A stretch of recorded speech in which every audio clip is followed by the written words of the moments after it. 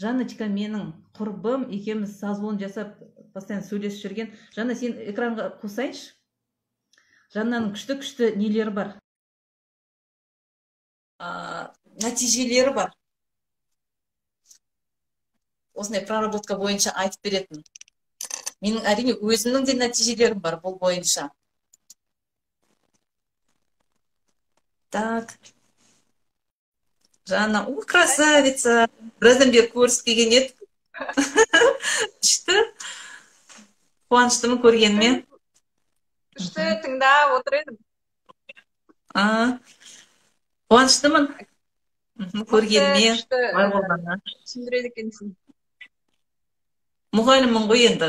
Этого не отнимешь дейді. Мұғалім болғаннан кейін прям сабақтағыдай бүйтіп по полочкам бәрі.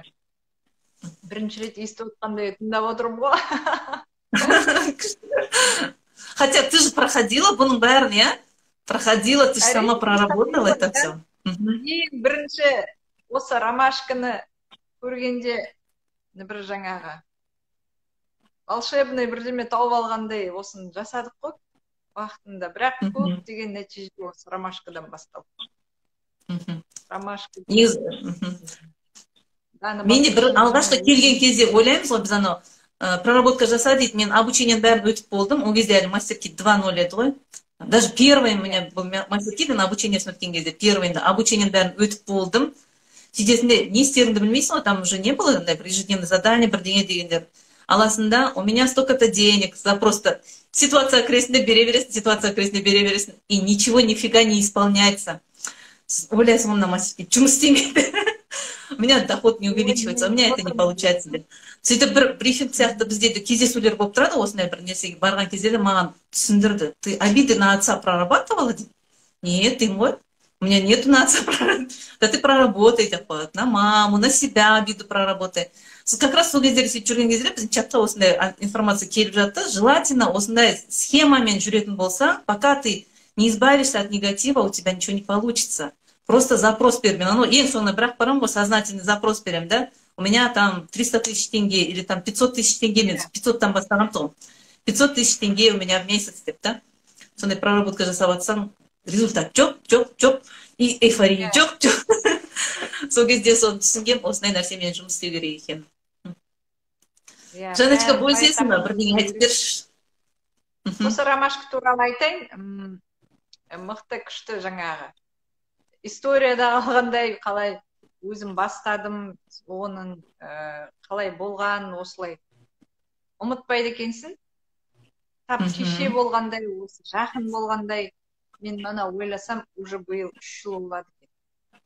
Мастер-кит сатып алғаныма, осылай бірінші проработкамның сразу образы көріп, оның алдында былай болған. Мен 2017 жылы мемлекеттік мекемеде бас есепші болып жұмыс жасап жатқан жерімнен, оның алдында уже 1 жылдай кеттім. Содан 2017 жылы, 2016 жылы қазіргі соңғы кезде осы ментальная арифметика деген балаларға қосымша сабақ беретін курстар шықты ғой бізде Қазақстан. Көп. Біздің кішкентай қаламызда ондай болған жоқ. Бірақ мен интернеттен көріп алып мықты қызықтым да, соны жаңа қарыздан қауғаланып сатып алдым лицензиясын. Бірақ несін сатып алу керек оның? Лицензиясын ба, или что? Несін? Франшиза ма? Франшизасын сатып алдым. Ол неге 2 инструктор оқытуға қосымша кіреді екен. Өзім бірақ жұмыстан кеткен жоқпын. Содан сол жұмыс айналып кетті. Бір азғантай уақытта мына салған ақшам шықты. Содан уже мен өзімнің жұмысымнан кеткім келді. Ана жерде ақша түсіп жатқаннан кейін мықты кеткім келді. Бірақ мына стабильность, біздің баяғы закалкамен мемлекеттік мекеме ол деген орнықты жер, одан қалай кетіп қаласың деген көп деген ойлармен әйтеуір арпалысып 17 жылдың мамыр айында мен кетіп болдым. Ментальный арифметикаға кеттім, көп ақшаға кеттім. Ой, барамда байып кетем, осы бәрін өзім жұмыс жасаймын деп, ана 2 инструктор қыздар, біреуі апам, біреуі қайын сіңілім. олар ол уақытқа уже специалист болып алды. Енді мен жаңағыдай ұмтылыс жасағаннан кейін олар қуанып кетті да. Екеуі бөлек басқа офис ашайық деп желание проявлять етті. Мен де қуанып кеттім. Ана жер бірінші ашқан жерім маған қалады. Осы ақшаның астында батам деген оймен кеттім ғой мен жұмыстан шығып. Бірақ ана түпсанада қорқыныш, манағы страх деген бар ғой. Иә. Ол страх, естественно, менің бірге жүр ғой ішімде. Миымда, то есть. Содан бардым, сентябрь оқу жылы басталған уақытта, ол кезде әлі мастер-кит жоқ. Оқушылардың астында қалатын мезгіл ғой енді. Бала жоқ, бірең, сараң, 10 балаға жетеді, азаят, 10 балаға жетеді, 5-6-ға түсіп кетеді. Сонымен 2 ай отырдым. 2 ай дегенде уже жайлап, ана қорқыныш. Айда кеткен, баяғы стабильнесім, дұрыс ет, бекерге кеттім, одан да без содержания алып, демалып алатын кісімін, мен неге беттім деп жайлап, түнімен жаңағы. Ночная жвачка дейді ғой, соны деген айналдырып. Иә, іштен жей бастайды десейші бетті, қазбалай бастайды. Содан подружкам ұзын сөзін срочно ищи в интернете мастер-кит, сама поймешь, послушай. Я тебе только скажу, что, оказывается, мы сами себе не разрешаем деньги. Только дело в твоей голове. Никто в этом не причастен. Дело в моей голове болып шықты. Сонда ол қалай. Онымен тыныш отыра аламын ба, мен тек алам дедім. Онсыз да оқушым жоқ, ақшам жоқ, ана жұмыстан кетіп қалдым. Енді мен мынаны қалай алам? Тек алғым келеді. Сосын бір видеоларды жіберді. Оның ішінде манағы ең бірінші тұрған образ денег бар екен ол видеода. Осы видеоны қарап поймешь деді. Дым түсіндіргенде жоқ. Асығыс звондады. Содан образ денегті отырып алдым. Енді маған керегі деньги ма? Отырам, дело мен тек қана мәселе бәрі менің басымда ма? Бірдеңе қылармыз енді, давай разбереміз.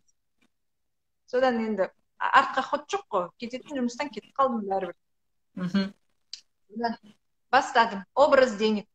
Көзімді жұмып алдым. Есімде суббота күн болды, демалыс, ешқайқа асықпаймын. Үйде адам жоқ. Көзімді жұмып алып, жаңағы 3 есе көбейтіңіз табысыңыз. Менде 100 000 теңге түсе ме айына, оның жартысы жаңағы анаған-мынаған кетеді, бірақ түскенде 100 000 түседі. 3-ке көбейтесіз.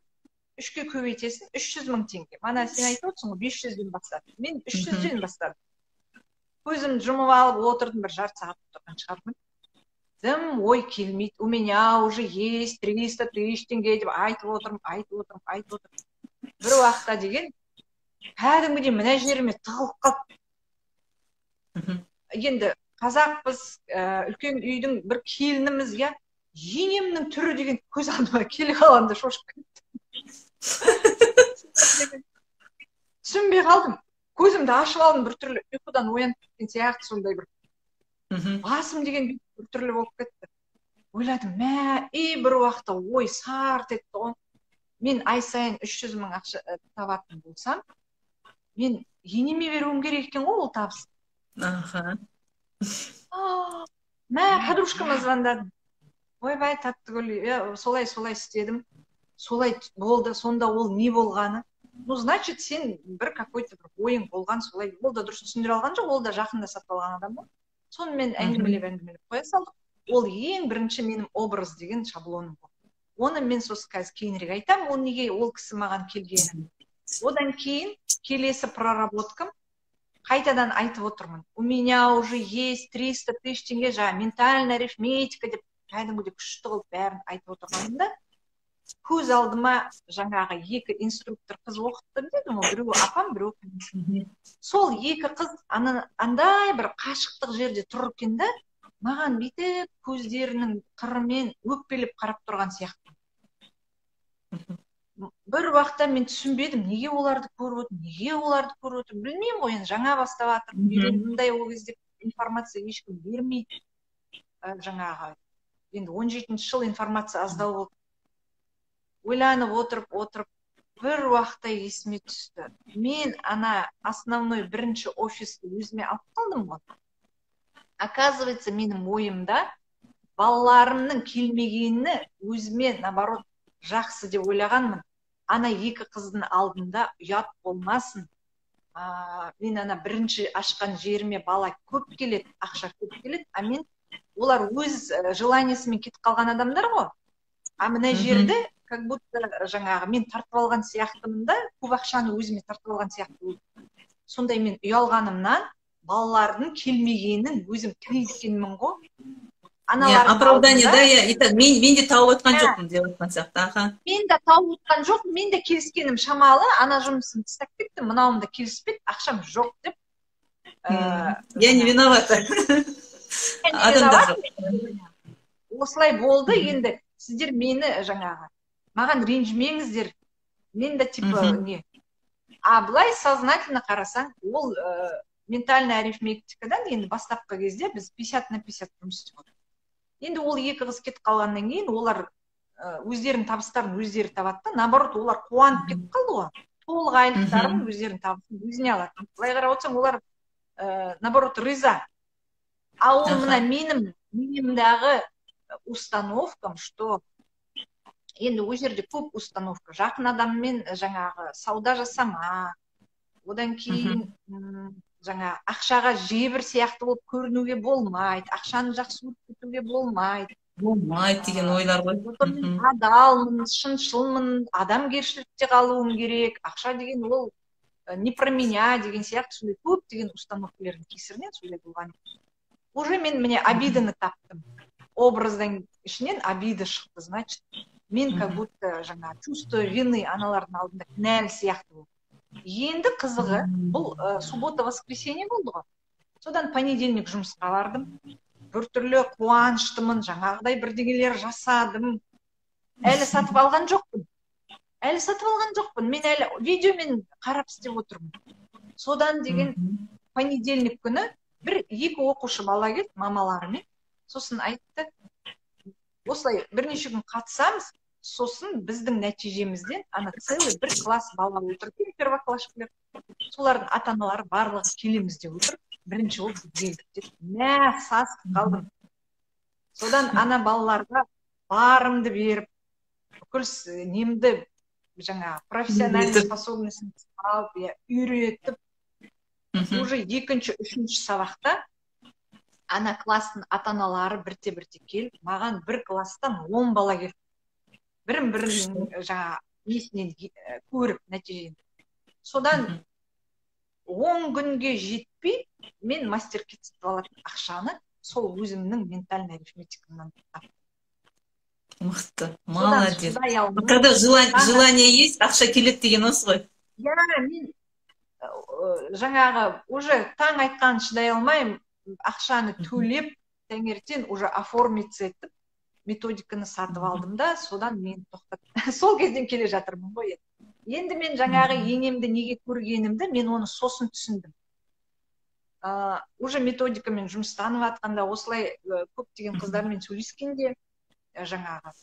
Оказывается, мен оны сосын есіме түсті, біз жас кезімізде жақын бір үлкен тума кісілер болды, үлкен кісілер. Сол кездерде енді 70-тен кеткен үлкен ағай мен апай, балалары где-то бір 9-10 балалы үй екенді. Соң бір қонаққа бардық біз ол адамдардың үйіне. Ауылдық жерде тұрады, сәлем беруге бармай ма енді қазір. Сонда мен енем сондай күшті жанұя, мына бір үйде 3 келін тұрады, бірін балаларын бағады, ана ағай деген барлығының айлығын өзі ұстайды. Барлығын экономдап жұмсайды, бәрін тәштай қылады. Кімге не керек, бәрі сол атадан барып сұрап алады. Артық жаңа шашылмайды ақша. Сол кезде мен былай ойлап қалғам, мен значит мол ақша тапсам, ана кісілер жаңа солардың үйіндегі жаңа келіндері ұқсап, мен де ол ақшаны тапсырып отыруым керек. Оказывается. Мен олай тапсырғым келмейді, одан да маған ақша түспей ақ қойсын. Менде ақша жоқ, тапсыратын дегенде отыра беремін. Подсознаниеде логика жоқ қой. Ол жаңағыдай жаман мен жақсыны айырмайды. Сөйтіп миына тоқып алады. Содан мен мастер-класс сатып алдым. жаңағы көрген образыммен жаңа обидаларымды дұрыстап қайтадан жасап уже тренажер ар жағында неліктен олай маған келіп тұрған барлығын түсініп бастап, оның ішінде страх та болып, обида, ата-анаңа обида жасадың ба деп сұрады деп жатсың ғой. Сол ата-анама обида жасағаннан 2 айдан кейін маған мықты крупный өзгеріс болды өмірімде. Менің бір шаруам, мен үй жағдайым менде келіспей тұрды. Сол үй жағдайына байланысты мен хотя бы квартира қаладан сатып алсам деген ойым болып жүрген жерден мен ол былай тұрып, мен наоборот жер сатып алып, одан кейін үй салып, вообще ойламаған бір какой-то вообще өзгерістер болып кетті. Барлығы сол менің миымнан шықты. Барлығы менің собственный, даже мен үйдегі жолдасым да менің мына басымдағы установкалеріне ешқандай несі жоқ. Араласы жоқ. Ол тек менің жаңағы подсознательный установкалерімді жойғанның арқасында жаңағыдай крупный шаруалар өзгерді. Одан кейін уже жолдасым қосылғаннан кейін ол да бірге жұмыстан. Ол кезде уже енді нұр үстіне нұр дейді ғой. Действительно, сенші қыздарың бар, жолдасың бар, молодцисіңдер, бәрің бар ғой. Ұлым бар студент, ол да өзіне керекті шаруаларын бәрін жасап алады. Сөйтіп, қазіргі кезде енді мен жақында есептедік, жанұямнан, жақын тиісті туғанымнан, күйеуімнің туғанынан біз 12 адам екенбіз осы методикамен жұмыстанып. Балалар бар, студенттеріміз бар, жиен, племянниктердің бәрі. Клан, уже целый клан болып қалыпсыңдар ғой өздерің, да? Бастапқы кезінде енді мен сатып алды дегенде барлығы маған біртүрлі қарап, жаңағы қаяққа ұрынып кеттің, типа мындайсың сен деген сияқтыларды болды. Бірақ бір жылдан кейін уже жаңағы үй салып көшкеннен кейін уже дұрыс көзбен қарап бәрі. Қап, осыға отырған екенбіз, упустили деген сөздер айтты. Но ничего, әркімнің өзінің уақыты, әркімнің өзінің скорості. Ең бірінші жаңағы подсознаниеміздегі образға байланысты. Миымда менде мол ақша ай сайын түсіп тұрса, ең бірінші тапқаным осы болды. Одан кейін әрине көп деген заттар табылды. Бір тағы қызықсын өтіп сөйлесем түсіре алмай отырмын. Жарайды, мен де енді ойлап отырмын. Мұндай мысалдар біз көп айтуымыз мүмкін да, Жанна, менде де мысалға да бәрін айта беріп, менде мұндай болды да. Ол нәтижеле біз жазып та жатырмыз, айтып та жатырмыз. Енді біз тыңдап отырған оқырмандар ойлауы мүмкін. Біз қайтеміз деп та. Мен айтар едім да, әркім қазір өзінің жаңағыдай біз тапсырмалар беруіміз мүмкін да, өзіңіз ақша туралы не ойлайсыз? Жайнагүл дей ма, не болып жатыр? Біз сабақ өтіп жатырмыз, әңгімелесіп отырмыз. Жанна екеуміз ақшаны қалай проработка жасауға болады, мол табысқа қалай жетуге болады деген тақырыпта біз әңгіме айтып отырмыз. Өз нәтижесімен бөлісті Жанна деген менің құрбым, Ақтөбе қаласының тұрғыны. Ал мен жалпы мол ақшаны қалай проработка жасауға болады, ол үшін қандай нәрселерге көңіл бөлуіміз керек деген тақырыпта әңгімелестік. Эфирімді айттым, бас жағын қайталап көріп алсаңыз болады, сақтап қоямын қазір. Ал енді қара, біздің оқырмандарымыз қалай, не істеуі мүмкін енді? Қазір мастер-киті жоқтар отыр. Бірақ кеше маған біраз тағы ұсыныс түсіп жатыр да, сіз қазақша жақсы түсіндіреді екенсіз, мастер-китті уже бар адамдар бар да, қолдана алмай жүргендер бар екен арасында. Маған біраз адамдар сондайлар жазылған, қолдана алмай жатырмыз, кейбір жерлерін түсінбей жатырмыз деп та, мен ол сабақтарды бөлек берермін тағы да. Хотя мына сабақ бүкіл бәріне, мастер-киті барға да жоққа да бәріне түсінікті болады деп ойлаймын. Сізде бар болса қайта сіз отырасыз да мастер-китпенен шаблондармен жүріп өтесіз. Ал жоқ болса не істейсіз? Жоқ болса, осы берілген шаблондар бойынша өз бетіңізше жасап көріңіз. Ютубта негізі, Жанна айтқандай да, бір нелер бар, видеолар бар. Дарья Трутневаның алғашқы сабақтары Ютубта открытый доступта.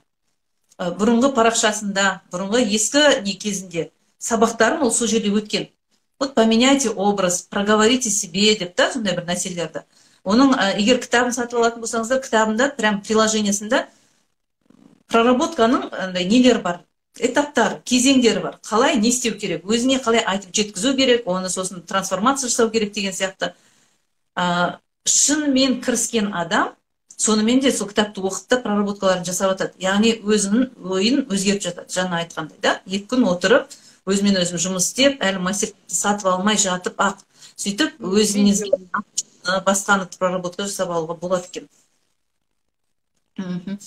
Тағы да айтарымда, маған көбісінің айтатындар, это моя тоже установка, адамдарда ақша жоқ деген, наверное, маған әйтеуір жазып жатқан адамдардың бәрі қымбаттау екен, мен ала алмай жатырмын деген сияқты айтады да. Қазір мен өзім итак проблемада жаңағыдай қарызда жүретін болсам, табысым жоқ болатын болса, жұмысым жоқ, немесе жұмысымда тапқан ақшам бұған жетпейтін деп ойлап жүрген болсаңыз, онда сіз сол оймен жүре бересіз, во-первых, да, ойды өзгертпейінше сол жағдай ешқашан өзгермейді. Солай болып қала береді. Сіз енді ойлаңыз, мысалға мен қазір алып ойымды өзгертем, сосын нәтиже өзгереді. Бір айда жетуге болады екен. Обучениясын, осы мастер-киттің, бір айда толығымен өтіп шығуға болады. Тем более қазір бар ғой, біз ешқайда барып жатқан жоқпыз, жүріп жатқан жоқпыз. Енді карантин тақыласа аяқталып қалып жатыр дейді да. Но все равно демалыс күндеріміз әлде де бар ғой. 11-не дейін әлі 10 күн уақыт бар. 10 күнде бар ғой, сіз басқа нәрсемен айналыспасаңыз, мастер-китті бастан аяқ сатылдатып оқып шығуға болады, түсіп шығуға болады. Барлығын. Сөйтіп, миыңызды өзгертесіз да, сіз ертең шығасыз, карантиннен шыққан кезде, хотя возможностьтар көбейеді. Бүйтіп қараймыз ғой, біз нәрсемізді, мен тек қана университетте жұмыс істеймін деп мен де ойлағам. Менің вообще жоспарым сондай тұғын да, мектеп, институт, университет, болды, содан пенсияға шығамыз. Біз бүкіл бәрімізде осындай шаблон, бір лестницамен жүреміз. Бір осындай узкий коридор, басқа нәрсе көрмейміз, даже шет-шетімізде атақ өмірде көп нәрсе бар да. Біз даже оларды байқамаймыз, потому что нацелены, біздің көзіміз, бағытымыз біреу. Мен жоқ, осы пенсияға шығам. Мен шынымен 3 жыл бұрын мен сөйтіп ойлайтын, мен университеттен пенсияға шығам. Еще санаймын ғой, уақытын санаймын ғой. Мен 58-ге біз уже ілінбейміз да, мен шығам дегенше 63-ге кетіп шығатын болдық деп есептеп қоямыз ғой. Мен ол кезде 43-44-темін, әлі 20 жыл мен жұмыс істеуім керек осы жерде. И когда вспомнила, мен уже 20 жыл отработала. Ну ладно, жастықпен, там ішінде арасында декрет бар, аспирантураң бар, басқа бар, үйтіп жүріп 20 жыл өтіп кетті. Но кандидат наук, андай-мындай келдің да. Но еще 20 жыл мен пенсияға дейін осы жерде жұмыс істеуім керек, деген кезде шығып кеттім мен өзімше. Вот сол кезде маған мастер-кит келді ғой. Біз анау ойлана бастадық, а что еще можно сделать? Вообще басқа жол бар ма өзі деп жан-жағымызға қараған кезде бізге мастер-кит келеді. Бізге бір басқа нәрселер келеді да, вот сетевой бизнес келді менің өміріме. Маған вот этот вот коучинг пришел. Мне он вообще по душе. Мынандай сабақ үйрету, оқыту, осыны білгенім, мен академический знания емес, университеттегі беріп атқан. Вот именно психология бойынша, психологиясында именно практическая психология осындай да, проработка жасап адамның күйін жақсартуға болады екен деген нәрселерді үйрету маған вообще в кайф болып жатыр қазір. Это мне нравится. И я этим хочу заниматься. Предназначение это мое, оказывается, учить. Но учить теперь чему? Учить я могу всему. Программированию, экономике могу учить, да, потому что это моя специальность была. Но кроме этого я сейчас вижу, программирование уже перспективу не вижу. Почему? Потому что у нас есть гиганты Microsoft деген, басқа деген, да, уже готовы решениялар өте көп та. Қазір мен дайындап жатқан студенттер оларға жете алмайды. Мен ондай деңгейде бәрібір бере алмаймын. Былай қарап отырсам да, зачем тягаться, да, вот Microsoftпен или басқамен, потому что оларда онлайн доступта беріп қойған сабақтар бар, басқасы бар. Я не буду разрабатывать новый, там, велосипед бар кезде мен қайтадан велосипед жасап шықпаймын. Зачем мне это, да? Лучше я себя буду теперь развивать в чем? Это у меня хорошо получается. Қазақ аудиторияға жеткізіп айтатын адамдар әлі көп емес. Мен өз орнымды таптым деймін, да? Психология это самый раз. Вот это душевное развитие, өзімізді тану, өзіміздің жанымыздың, күйіміздің, жағдайымызды реттеу, это қазіргі кезде өте актуально. Эра Водолея, это и есть развитие души, духовное развитие дейді ғой, да? Өзіміздің ішімізде не бар? Вот внутренний потенциалды өсіру арқылы біз жетістікке жетуге болады. Баяғыдай біз на работе работая, табыс табу емес, бұл жерде біз басқа мүмкіндіктер өте көп. Космические мүмкіндіктер, да? И вот это вот теперь себе позволяем. Сондай нәрселерді үйренген деген күшті да. И адамдардың бәрі, мен білем, жайлап кеп жатыр. Адамдардың барлығы осындай марафондарды өтіп жатыр, обученияларды өтіп жатыр. Күшті сабақтар қазір беріп жатыр. Құралай ханымның бүгін мысалы сабағы басталды тағы да. Вообще поражаюсь, ол жақсы көремін негізі, оны тыңдаймын постоянно, потому что она молодец. Но Дальше нужно развиваться, теперь дальше со своими установками работать, да? Что внутри у меня? Менде қандай ой бар? Мақұл ғой, анау аффирмацияларды айтады, ал аффирмацияларды әркімнің өйткені өмірлік тәжірибесі әртүрлі. Бір өмірмен екі адамның өмірлік тәжірибесі бірдей болуы мүмкін емес. Значит, олардың установкалары да әртүрлі. Менің ақшаға қатысты установкам бөлек, басқаныкі бөлек. Біздің үйде мысалға тәрбиелеген, кеше бір проработка жасаған кезінде айтып отыр да, жиі айтылатын нәрсе не? Вот вспомнила, да, в детстве. Маңыздысы білімді болу. Басқасын бәрі не важно дейді ғой еще. Мамам өзі сондай болғанда, жоғарғы білімді алмаған. Ақшаға қызықпа. Вообще ақша деген нәрсе менде әлі күнге шейін там затыки есть, да? Енді нормальный поток ашылып жатыр ғой. Оған дейін мен мысалы осы 3 жыл келіп жатырмын, менде прям миллиондар постоянно болған жоқ. У меня есть свои установки. Вот гармоничные отношения, денсаулық дегендер, у меня хорошо все прошло, да, прям классно, быстро нелер кетіп жатыр да. Ақшада келді, бұрынға қарағанда мен баяғыда 100 000 потологым болатын да, 100 000-нан гөрі қазір менде әжептәуір потолок, әжептәуір өсіп қалғанда, я уже 2 источника дохода, может 3 даже источника дохода у меня есть уже, и я умею получать, но еще распределять, еще жақсы возможностьтар ашылып жатыр, айтпақшы, мен бүгін зарегистрировалась, в одном месте зарегистрировалась, такое вложение жасап жатырмын. Сондай нәрселер бар да, уже ашыла бастайды. Мы это учимся видеть, горизонты расширяем просто. И вот каждый может. Или не можем дейсіздер ма? Сұрақтарыңызды мына жерде келсем, келіспеймін, жазып кетіңіздерші, менде біраз адам отыр да эфирде. Бірақ мен не теп отырмын, түсінбей жатырмын дегендеріңіз бар ма? Не айтып кеттіңдер деп жаңа бір кісі бірдеңе жазып кетті, енді ол өзі түсінбейтін адам ғой пока что. Он первый уровеньде жүрген адамдар әлі да, конечно, біздің айтқан әңгімелер қуғынбайсыңдар ма дейтіндер бар ондай. Қуғынбайлар қуғынбай деп жүре беретіндер бар. Если, конечно, бұл қуғынбай деп нететін болсаңыздар, сіздер әлі бұл деңгейге дайын емессіздер деген сөз. Аха, онда кішкене кітап оқу керек, әлде де даму керек, өсу керек. Хотя барлық адам өзінше бір кеше онда проработка жасағам, есть образованный, необразованный деп. И еще что там было? Вот деленияға кірген кезде мен біраз нәрсе істедім да, духовно-материальный дегенді істедім. Такой классный результат берді. Как это? Нельзя сколько кезде бітеді, я не знаю. Ну, там минут 10, наверное, 5. Сонда да? Айтшы берейін, Сәуле. Эмоциональная боль. Новый тренажер шықты ғой, эмоциональная боль. Бүгін түнде қосылды. Айтып кетші, мен оған кірген жоқпын, эмоциональный больға. Содан мен де кірген жоқпын, бірақ партнер қызымнан уже отзыв келді жаңа. Осы эфирге дейін біраз әңгіме болды группада. Әкесі жастайынан қалдырып кеткен, мамасымен өскен қыз. Мына қыз қазір 28-ге. Содан методиканы алғалы, сол обидадан құлаумай, сөйтіп все время әкесіне өкпесі өшпей жүрген ғой. Сол бүгін бір проработкадан дейді. Я так плакала, я никогда в жизни так не плакала дейді. Әкеме обиданы не үшін ұстағанын, ол кезде ол бала әкесі кеткен дейді. Просто мамасының сөзіне еріп, как солидарность.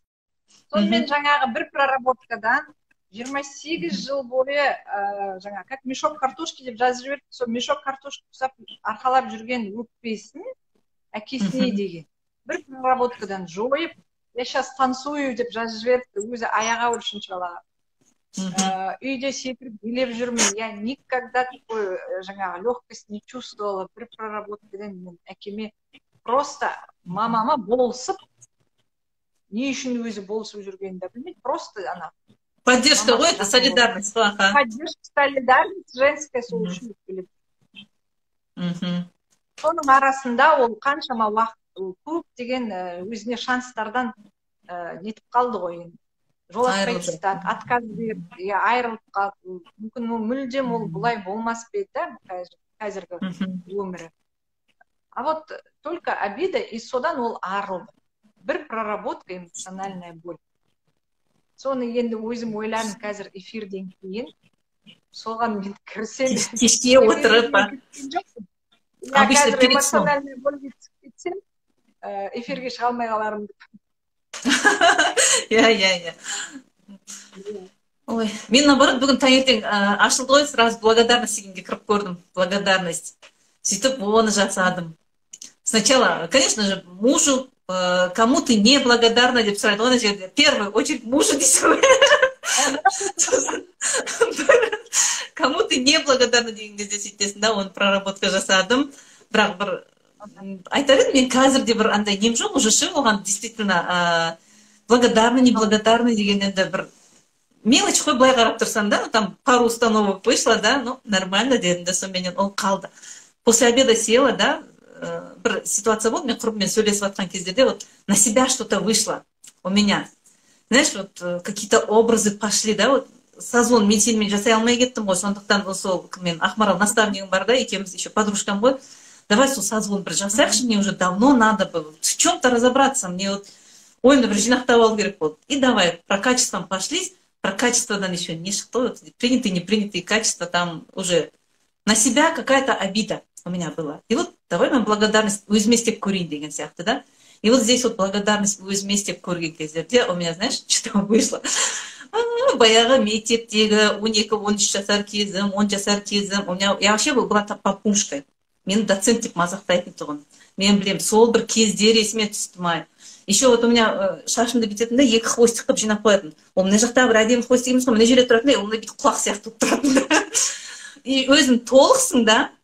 Енді представь, очень сол кездегі суреттерімді өте жек көремін. Мен өзіме өзім солдай кездерді қабылдай алмаймын жүр ғой. И внутри у меня сидит, оказывается, я сейчас красивая, я сейчас себя принимаю. Студенческие годы, я знаю, что симпатичная, я все, я такая классная, я все, да. Но вот этот внутренний образ той девочки, да, подростки, он у меня сидит, и я из-за только этого себя не воспринимаю полностью. Постоянно мне приходится всем доказывать, что я классная. Вот эта вот классность моя, завязанная, собр жерде отыр ғой. Вот когда вот это у меня вышло, и я вот это поняла, наставник, конечно, она поддержала, что-то там вытащила от меня, сөздерін айтып, нетіп, да, вот этот вот внутренний ребенок, да. У меня такая, я тоже разревелась немножко. Содан ғой мен жаңа кеште шығатын болдым, мен сағат 6-да шығамын деп жатыр едім. Я разревелась сначала, потом успокоилась, потом ұйықтап қалыппын негізі ше. И потом осы кешігіп шығып жатқан сол көзім нетіп, реттеп болам дегенімше.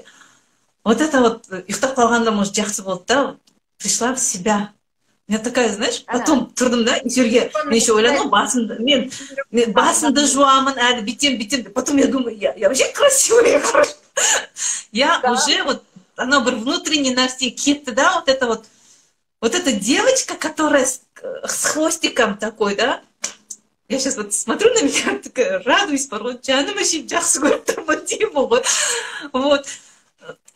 Вот такая вот, не знаю, вот эта проработка нәтижесі, да, не знаю, мына жерде қуатсыңдар дер, может, қумайсыңдар дейді, кім не айтса бәрібір болып тұр, да, мне сейчас, я такая, какая есть болып отырсың ғой, как себя принимаешь такой, какой есть.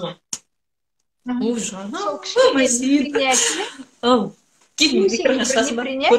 Балагизм дейді. Көп деген да, у меня вы плачете, у меня слезы накатились опять. Оно мешает нам же всегда. Пусть ол балалық болсын, біз оны сознаниямен түсінеміз, балагизм ғой, дағылмайды дегеннен, любой бір нағыз ответственный жерлерде сен бүйтіп тығылып қаласың и жауып тастайсың. Вот сол үшін бұндай заттарды өзіңнің подсознанияңнен тазартып, бәрін прозрачно. У меня он этот образ, знаешь, время. Ага. Солой, я же себя понимаю, вот сейчас я принимаю себя, да, вот я знаю студенческие годы, вот на бойжеткен кездерінде, я помню, да, ухаживали за мной парни, но я не уродина, я красивая, симпатичная, да, в детстве я была вообще лапочкой, да, он бәрін. Но вот был период в моей жизни, именно подросток по өсіп жатқан кезде, у меня, наверное, вот эта вот полнота, это ведь тоже какие-то установки наши, да, вот это мое было эмоциональное состояние, да, действительно пончик болғаным, неғаным, да. И вот это все келгенім, вот этот образ, он всплывал, постоянно у меня внутри был, да, когда у меня неған кездерде бір где-то что-то неуверенность болған кезде, вот это всплывало у меня. Я же была такой, дед. Я с ней так подружилась, я ее погладила, это же знаешь, как мы жаңағы наставнигим айткандай, да, это же образ гадкого утенка. Ты, ну, бывает период, да, гадкий утенок, но ты же стала лебедью. Я это сознательно понимала, но пока не проработаешь вот это вот она мне объясняет, да, сознательно. Осындай ғой, я тоже была такой, проходили, осындай дейді, да. Я это понимаю, хорошо понимаю, да. Но внутри опять всплывает этот образ. Внутри всплывает вот эта девчонка, да, которая конопатая, полная вот с этой Жана вообще. Вот сейчас смотрю, да, я на нее, вот, я ее вижу, уже смотрю в экран, да, экранда өзім көріп отырмын, да, и молодец такая. Но это же был такой период, когда я становилась вот этот вот гадкий утенок, он стал такой лебедью. Я сейчас себя окрыленной лебедью действительно вот сижу и чувствую. Вот одна проработка, да, мне вот такое ощущение дает. И вот этот вот қойшы мен мынаған қатты дайындалмадым, мен жаңағы документімді іздеп әрең таптым, мына суреттің качествосында жақсырағы бар еді, дұрысын таппай қалдым да, давай тез болды, экранға шығайын, уже нетейін деп, да, уже шығу керек эфирге деп өзіме өзім сөз бергеннен кейін. И вот это вот состояние нам дает вот такие вот эффекты. Вообще жить хорошо, жизнь прекрасна деген, да? Легкость общения, да? Ештеңеге қысылмай. Ашылды дейді ғой бір адамдарды. Негізгі ашу сол жақтан басталады, бала кезімнен басталады. Ал бер жағында жаңағыдай өзін закаливать етіп ашылған сияқты болып көрінгенмен, ана ішінде жаңағыдай гадкий утенок отырғанда ол бәрі толықтай нәтиже 100% бермейді. Сол үшін мастер керек. Сол үшін. Вот. Мен білем да, бұндай күйді, мысалға да, вот енді оқырмандарыма айтар едім да, мен сіздер де барып жатсыздар ғой, тренинг, мотивация, андай бір нәрселерге барасыздар да, бір жақсы медитация жасайсыздар да, хорошо. Сөйтеді да, ол сол кезде действует. Мақұл, бір аптаға дейін, 2-3 күн сіздерде прям күшті көңіл күйде жүресіздер да, но потом у вас же нету этого ничего, да, вот құрал жоқ, мастер-кит сияқты, или басқа жоқ. Вам опять надо на этот тренинг пойти, или опять жаңағыдай онлайн сабаққа қатысу керек, или бірдеңе болу керек, оған тағы да ақша төлеу керек. Опять сөйтіп өздеріңіз, мен күштімін деп сендіріп, ортада сондай жүресіздер да, нетесіздер. А у вас мастер-кит, мен 3 жыл бұрын алдым, бір рет вложение жасадым. Я теперь в любой момент могу зайти, вот когда мне плохо что-то, да, я могу такое отработать. Бывает у меня тоже, мен айтам, да, прям күнде бүйтіп жүрмеймін мен. Күнде кәдім жақырап, вау, деп өйтіп жүрсең совсем нетіп кетесің ғой, да. Ал неде мастер-китті проработка жасаған кездерде мен сондай боламын. Мен осындай жерде бір қыздар да бар тұғында өткенде, мен білем тренингке барған кезде, бір чисткаға барғанда да, эмоциональный чистка деген пәленбай ақша төлейді мысалға да, блоктарды шешті деген нәрселер бар ғой, они тоже помогают, классно помогают, но уақытша. Потом еще раз бару керек. Зачем қайта-қайта ақша төлеп бара бересіз, мастер-китті бір рет алып алып, классное обучение вы проходите, и в любой момент, күндіз, түні, қыста, жазда, в любой момент жасай бересіздер өздеріңіз проработкаларыңыз. И вот так вот в таком состоянии можно ходить. Сондай нәрсе, да? Неме дейді, мына жерде бір сұрақ қойды да қазір. Образдарды қалай мастер-китсіз қалай істейміз? Мастер-китсіз десіз, көзіңізді жұмып, любой нәрсе айтсаңыз, сізге образ келеді. Образ бұл сіздің миыңыздың, ол туралы қандай түсінігі бар екен туралы. Қалай елестетеді өзіне. Себебі ми барлық нәрсені елеспен қабылдайды. Елес ретінде. Ол басқаша түсінбейді ол. Оған түсіндіріп жатудың қажеті жоқ, оның өзіне қалыптасқан образы бар, соны береді. Сөйтесіз өзіңізден көзіңізді жұмып сұрайсыз, ақша деген не мен үшін? Жаңа мысалы Жанна күшті айтып кетті мысалдар. Вот енесі келіп қалды. Как она этот образ понимает сосын, да? Образдар келеді, түс болып келеді бізге еще образдың бәрі. Түс көреміз, это наши образы. Как мы думаем, что мы думаем? Бұл неге байланысты мәселе деп шамалы өзіңізге сұрақ қоясыз. Көрдім болды деп жаңағыдай тастай салуға болмайды. Да, что смущает там? Созданиемен жұмыс істегенде, например, біз методикамен қазір бір 15-20 минут проработка жасағанымен, біз тұрып шаруамызға кетіп қаламыз. Но мы манағы... Жанна, сен нашар болып қалдың. Сол механизм қосылып кеткеннен кейін, даусың естімей қалды, Жан. Магазинге кетіп бара жатсаңыз да, ми жұмыс жасай береді. Я. Қазір естіліп жатыр. Жаңағы сөздер үзіліп бірдеңе болып қалды. Зависать тұрғанша. Ми жұмысты істей береді, сіз басқа іспен айналысып жүрсеңіз, манағы басқа істеген проработкаңның образы, ол солай болған екен ғой деп, содан кейін де ол шешілуі өзі мүмкін. вывод Ол не жасап обязательно- кетейін. не обязательно тек сол компьютердің алдында жасап 15-20 минуттың ішінде бәрі тек ашылып, шешіліп, жаңағы уравнение құсап шыға салу міндетті емес. Ол ертең де болуы мүмкін. Я бір 2 сағаттан кейін де осознание келеді, и жаңағы пазл сложился деп айтады ғой. Ох, ол солай болған екен ғой деп. Мен мысалы айттым ғой, енемнің бейнесін көрдім, бірақ мен түсінген жоқпын деп. А ол бір шама уақыттан кейін мен сосын есіме түсті, біз жаңағы үйге барып, жаңағыдай естігенімде мен ыңғайсыз көрдім. Қалай ол тапсырат ай сайын айлығын беріп тұрады, сонда мен ертең ақша тапсам берем ба деген, мен ол кезде жаспын, енді балалық оймен миыма қатып қалған.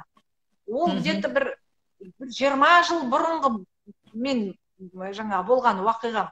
А ол міне 17-ші жылы табылып тұр миымнан. Ол солай тұра берген. Соның аралығында ұмытып кетеміз ғой. Установкамен байланысты мен маған келем деген ақшадан өзім отказ беріп тұрғанмын ғой. Керек емес маған. А то мен оны тапсыруға міндеттімін. Сондай болып тұр. И соны мен түсінгенімде уже ақша жағы бірте-бірте өзгеріп, совсем мүлдем басқа затқа қазір айналып келді.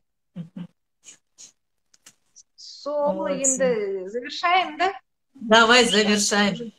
Уже ауызашар уақыт болайын деп жатыр, сендерде де бізде де, дайындалу керек. Сізде ертерек қой, біз енді заттықпыз. Сіздерде ертерек шығар. Бізге бір жарты сағаттан көптеу уақыт қалды. Жоқ, бізде әлі 1,5 сағат бар шығар. Жақсы, онда керемет әңгіме құрдық. Жақсы. Сұрақтарыңыз болса тағы да сұраңыздар. Мен тағы да сіздерге, мен обычно шынында сұрақ жазыңдар деп қайдырып қойсам, рекламщиктер көп нәрсе жазып тастайды екен. Ішінде таппай қалдым даже кімнің қандай сұрағы бар екенін да. Ондай нәрсе қалдырмаймын, енді лучше пост жазам, посттың астына қалдырыңыздар деп айтамын ау деймші. Сондай қылып, қандай тақырыпта тағы да. Күнде шығуға дайынмын мен қазір. У меня такое окрыленное состояние. Өзі бір челлендж болды да осы кеше. Осы апта бойы біз шығып жатырмыз, ешқан сайын уже шыққым келе береді екен да.